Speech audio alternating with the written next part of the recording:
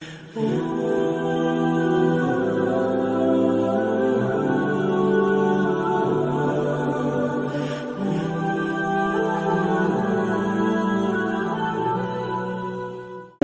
صل على محمد وعلى ال محمد. يقول صلى الله عليه وسلم: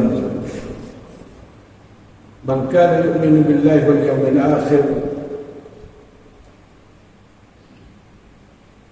وليقل خيرا أو ليصمت. بصحيح. Nabi SAW ikatkan segala pertuturan kita dengan iman ini. Sesiapa yang beriman dengan Allah di hari kiamat, adalah dia tu kata benda baik.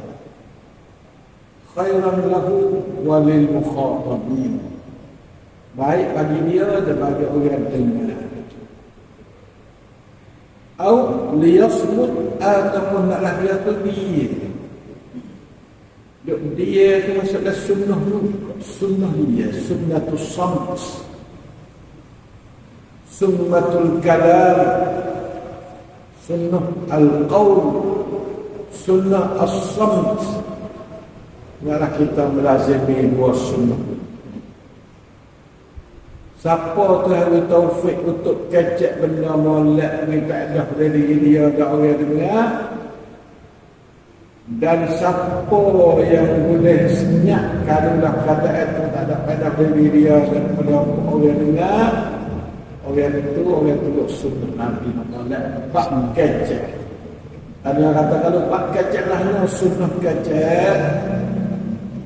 Sunnah kecek ialah kata benda baik. Falyaqul khairan. Khairan mana? Baik dari dia atau baik kepada orang yang dengar.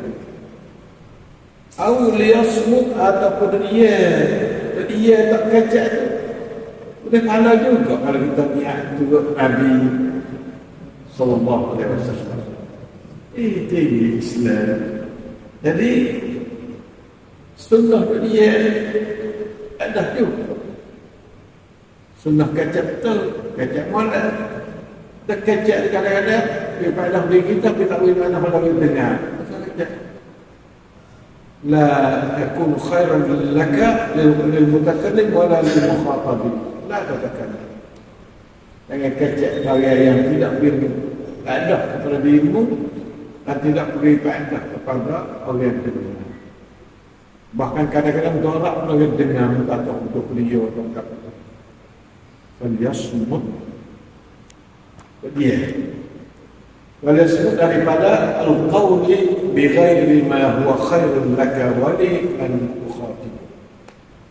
Insyaallah taala ada apa halnya tapi mengandungi ciri semua, mengandungi arti hidup. Nah, hidup ni nak kecek-kecek tapi sulit. Lah nak kerak kecek, falyaqul khairan aw liyasmut. Kecek pun boleh pahala, berhenti pun boleh pahala. Kalau niat turut Nabi Muhammad sallallahu alaihi wasallam.